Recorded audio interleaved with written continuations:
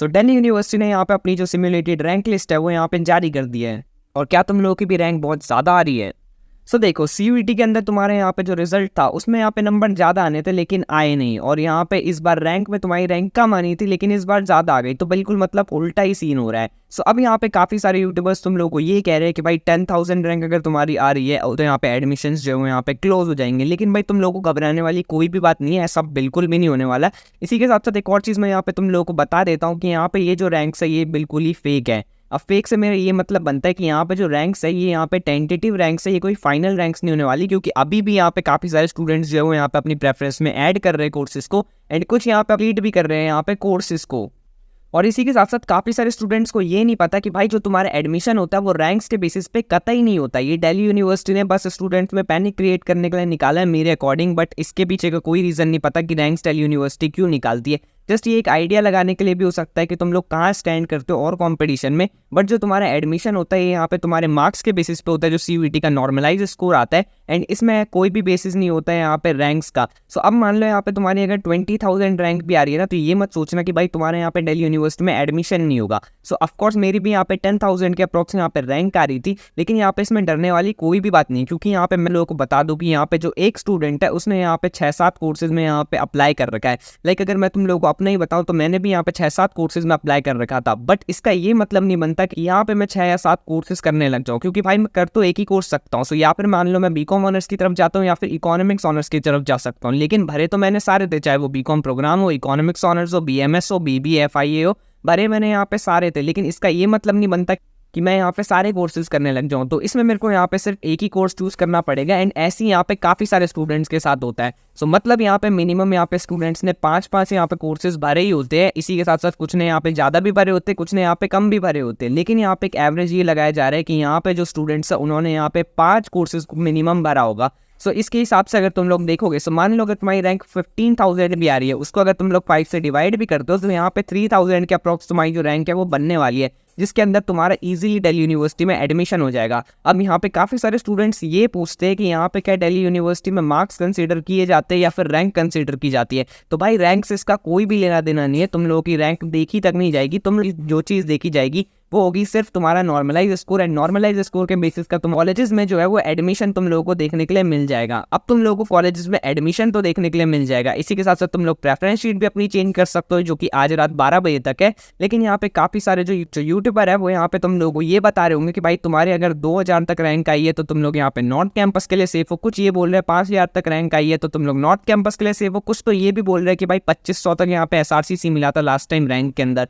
तो भाई देखो, मैं सबसे पहले तुम लोगों को बताता हूँ, सेफ रैंक के पीछे मत भागो, एंड ये मत सोचो कि भाई रैंक के बेस पर हमें कौन से कॉलेज में एडमिशन मिल जाएगा। तुम लोगों को जस्ट रैंक एक थोड़ा सा आइडिया देने के लिए बनाया गया है, एंड इससे ज़्यादा रैंक के ऊपर कुछ भी नहीं है। तुम लोगों का जो कॉलेज लोकेशन है वो यहाँ पे सिर्फ नॉर्मलाइज स्कोर के बेसिस पे होने वाला है। अच्छा, लेकिन रैंक्स आई किस तरीके से? सो मैं तुम लोगों को इसके बारे में भी एक आइडिया दे देता हूँ कि रैंक्स यहाँ पे कैसे आई है। सो देखो, मेरे पास यहाँ पे एक ओबीसी स्टूडेंट्स का यहाँ पे डेटा आया था, उसकी इको ऑनर्स में यहाँ पे जो रैंक थी वो यहाँ पे 9,204 बन रही थी, लेकिन यहाँ पे ओबीसी कैटेगरी के अंदर उसकी जो रैंक थी वो यहाँ पे 740 बन रही थी। ऐसी बीकॉम के अंदर उसकी रैंक 20,000 के अप्रॉक्स बन रही थी, एंड वहीं पे कैटेगरी रैंक 2,400 के आसपास थी। बीकॉम ऑनर्स में भी सेम सीन था कि 22,000 के आसपास उसकी रैंक बन रही थी, लेकिन यहाँ पे जो कैटेगरी रैंक थी वो यहाँ पे 2,463 आ रही थी। सो इसका ये मतलब बनता है कि भाई 2,000 अगर उसकी कैटेगरी रैंक आ भी रही है, सो जनरल के मुकाबले ओबीसी की जो सीट्स होती है वो लगभग आधी होती है कॉलेजेस में। मतलब इस हिसाब से तुम लोगों को एक अच्छा कॉलेज मिलने का चांस बनता है, अगर तुम लोग एससी से हो, एसटी से हो, या फिर ओबीसी से क्यों ना हो। सो अगर तुम लोग इन किसी भी कैटेगरी से हो, या फिर अगर तुम लोग ईडब्ल्यूएस से भी हो, तो तुम्हारा जो कॉलेज में एडमिशन है वो यहाँ पे ईजिली भी हो सकता है। लेकिन यहाँ पे कुछ जो लोग हैं वो यहाँ पे कॉलेज प्रेडिक्टर दोबारा से लॉन्च कर दिया गया है। अब ये जो कॉलेज प्रेडिक्टर है ये रैंक के बेस पे होने वाला है। तो भाई ये देखो, ये जो रैंक के बेस पे कॉलेज प्रेडिक्टर लॉन्च करने का मतलब बनता है, ये बिल्कुल वैसे ही हो गया कि यहाँ पे तुम लोग रॉ स्कोर के बेसिस पे यहाँ पे कॉलेज प्रेडिक्ट कर रहे हो, जबकि नॉर्मलाइज स्कोर तुम लोगों को पता ही है कितना ज़्यादा यहाँ पे डिफरेंस हुआ था उसके अंदर। ऐसी भाई रैंक्स के अंदर भी होने वाला है। यार मान लो किसी ने बोल दिया कि दिल्ली यूनिवर्सिटी में यहाँ पे बीकॉम ऑनर्स के लिए सिर्फ 6,000 के अप्रॉक्स सीट्स है, एंड तुम्हारी रैंक यहाँ पे 20,000 आ रही है। सो इसका क्या मतलब बनता है कि तुम लोगों को एडमिशन नहीं मिलेगा बीकॉम ऑनर्स के अंदर? ऐसा बिल्कुल भी नहीं है भाई। एक स्टूडेंट ने यहाँ पे काफ़ी सारे कोर्सेज भरे हैं, सो तुम लोग यहाँ पे रैंक से कोई भी अंदाज़ा नहीं लगा सकते कि तुम लोग यहाँ पे कहाँ स्टैंड करोगे या फिर तुम लोगों को कौन से कॉलेज में एडमिशन मिल सकता है। इसी के साथ साथ प्रेफरेंस शीट से रिलेटेड मैं तुम लोगों को एक और हैक बताता हूँ कि तुम लोगों को क्या रीऑर्डर करना चाहिए या नहीं करना चाहिए। सो देखो, अगर तुम लोग की यहाँ पे 10,000 प्लस रैंक आ रही है, सो तुम लोग थोड़ा सा रीऑर्डरिंग कर सकते हो। एंड मैं तुम लोगों को बताता हूँ कि तुम लोग यहाँ पे किस तरीके से रीऑर्डरिंग करनी है।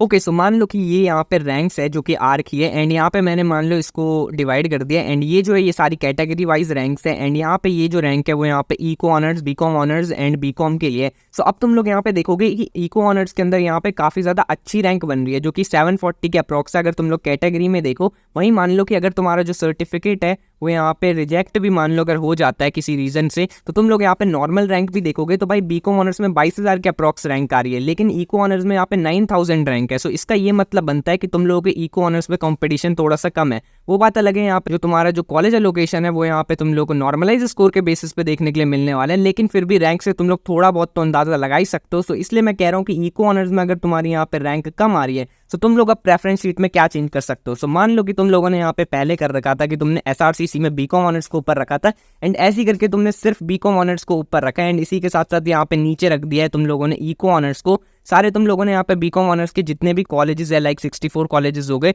सो अगर तुम लोगों ने ऐसे कर रखा है, इसको पहले डाल दिया and eco honours then start कर रखा है, सो तुम लोग इसको यहाँ पे रीऑर्डर कर सकते हो। सो मतलब तुम लोग बीकॉम ऑनर्स को ऊपर रख दो दोबारा से, अगर तुम लोगों की प्रेफरेंस वही है तो। लेकिन तुम लोगों की इको ऑनर्स में यहाँ पे काफी अच्छी रैंक बन रही है, सो तुम लोग यहाँ पे कुछ कॉलेजेस से ऊपर यहाँ पे इको ऑनर्स को भी रख सकते हो कुछ कोर्सेज के लिए। अब मान लो कि इको ऑनर्स में मेरी रैंक उतनी अच्छी भी नहीं बन रही है, लेकिन ठीक ठाक रैंक है कि मेरे को यहाँ पे एडमिशन मिल जाए, तो मैं यहाँ पे कुछ ठीक ठाक कॉलेजेस को यहाँ पे इको ऑनर्स के जो है वो यहाँ पे रख दूंगा। एंड ऐसे ही करके गाइस तुम लोगों को भी यहाँ पे अपनी जो प्रेफरेंस शीट है उसके अंदर कुछ जो चेंजेस है तुम लोग कर सकते हो। अगर तुम्हारी रैंक अच्छी बन रही है तो तुम लोग को यहाँ पे कोई भी चेंज करने की जरूरत नहीं है। वेल गाइस, ये वाली जो वीडियो है वो यहीं तक रहेगी। इसी के साथ साथ मैं तुम लोगों को एक और चीज बताता हूँ कि भाई यहाँ पे रैंक्स की ज्यादा वीडियो मत देखना, क्योंकि इसका कोई भी फायदा नहीं होने वाला। तुम लोग की रैंक्स कहीं पे भी यूज नहीं होने वाली। जस्ट नॉर्मलाइज स्कोर के बेसिस पे तुम्हारा एडमिशन मिल रहा होगा। एंड यार कॉलेज प्रेडिक्टर के चक्कर में मत पड़ना है। यहाँ पे 24 से 48 घंटों के बीच में यहाँ पे तुम्हारा जो कॉलेज अलॉटमेंट है वो यहाँ पे तुम लोगों को वैसे ही देखने के लिए मिल जाएगा। सो थोड़ा सा पेशेंस रखो, तुम लोग के 500 रुपये भी बच सकते हैं। सो ये वाली वीडियो रहेगी यहीं तक, मिलते हैं नेक्स्ट वीडियो में, तब तक के लिए बाय।